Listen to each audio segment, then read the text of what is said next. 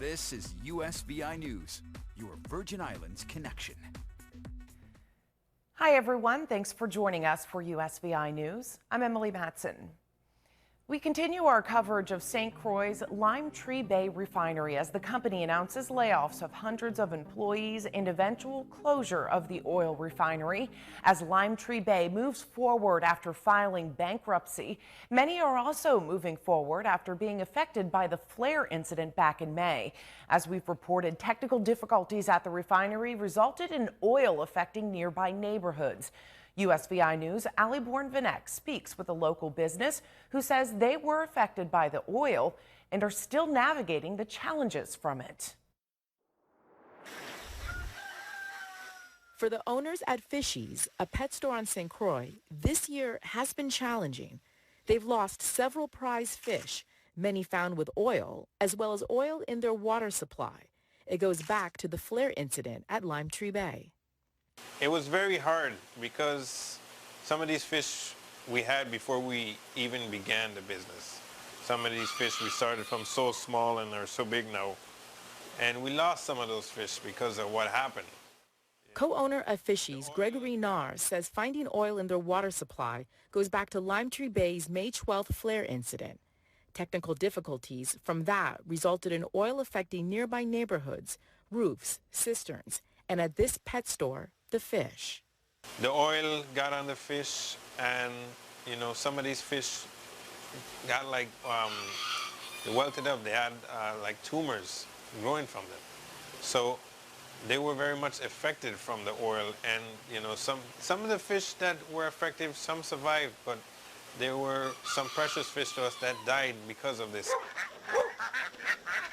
Narr says the situation has affected more than the fish.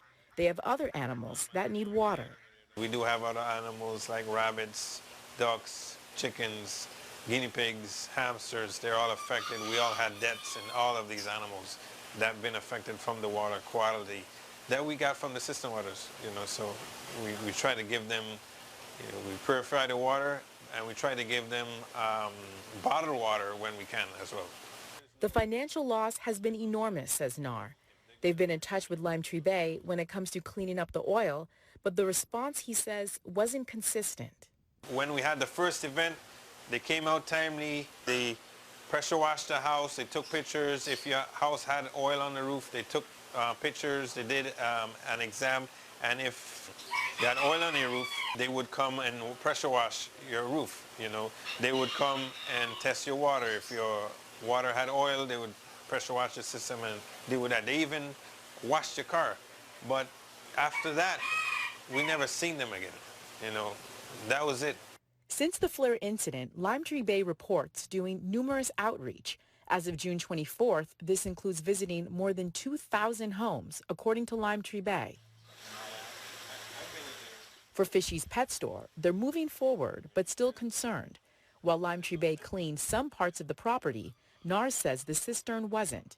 He says the reading on the water quality test wasn't high enough, even though other homes nearby had their cisterns cleaned.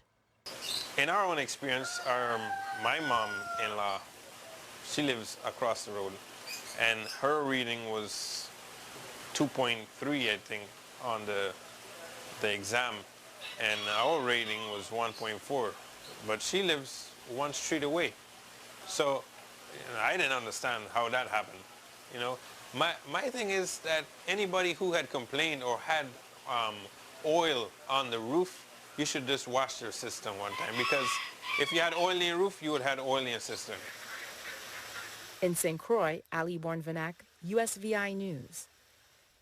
A tough situation for Fishy's, and we'll keep you posted with any developments of the refinery in St. Croix. An unexpected tax refund is going to hit some 4 million bank accounts in the coming days. The roughly 4 million in refunds will be sent to people who overpaid taxes on their 2020 unemployment benefits. The money comes from the $1.9 trillion American Rescue Plan Act, which went into place after many people had already filed their taxes. For taxpayers who overpaid due to the exclusion, the IRS will either refund the overpayment or apply it to other outstanding taxes or other federal or state debts owed. Norwegian Cruise Lines is suing the state of Florida over its vaccine policy. The state passed a law in May forbidding businesses from requiring proof of vaccination. Tuesday, the cruise line filed a lawsuit against Florida's state surgeon general. Norwegian says the law places it in an impossible dilemma of choosing the health and safety of its passengers or breaking state law. The company's CEO has said cruises might have to skip Florida and use ports in other states to launch trips bound for the Caribbean. The CEO also said ships won't sail unless 100% of the passengers and crew are vaccinated. From food to furniture, the prices you're paying have skyrocketed recently, and experts say the reason just about everything is more expensive right now has a lot to do with America's spending binge. It's one of the unique features of the pandemic, the speed at which the demand for goods has rebounded, says Gregory Dacco, chief U.S. economist at Oxford Economics.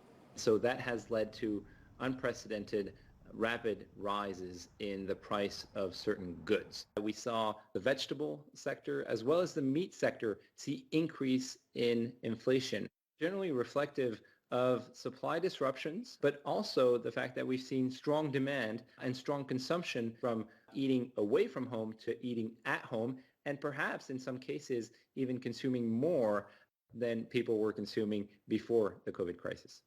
Dacco says Americans have shifted some spending patterns towards getting more goods, including sports equipment, exercise equipment, and furniture, a rise that he says wasn't necessarily anticipated. Dacco says a combination of more vehicles on the road, paired with the desire to travel more locally, led to an increase in demand for gas and higher energy price inflation. Prices for cars are up too. We saw an increase in car purchases during the pandemic, tied to a lot of the rental car companies sold off their inventory and now are facing strong demand. All the while, the semiconductor shortage has affected the ability to produce cars.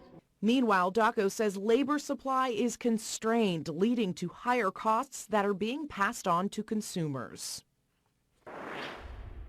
Another sign Americans are ready to spend money. AMC, the largest movie theater chain in the world, says this past weekend it was the busiest it's seen since its theaters closed back in March of 2020 because of the pandemic. Kids in the Virgin Islands, listen up. Crack open those books this summer for a chance to compete in a fun reading challenge. Governor Albert Bryan has invited students in grades kindergarten through 6th in the territory to read 5 or more books this summer for the annual reading challenge. It's part of the 13th annual Governor's Summer Reading Challenge, which runs through September 3rd.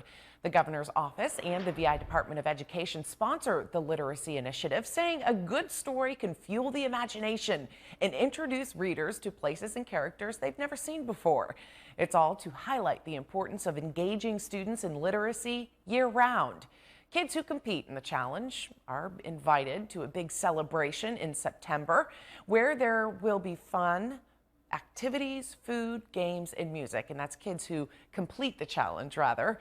Students in schools which read the most books are going to win special prizes as well. So good luck to you. Enjoy your reading this summer. Demonstrators rallied in several U.S. cities calling for support for the Cuban people as the country faces its worst economic crisis in decades. Outside of the White House, protesters want President Biden to provide humanitarian assistance. Cubans are facing food and medicine shortages and have struggled to just get basic supplies.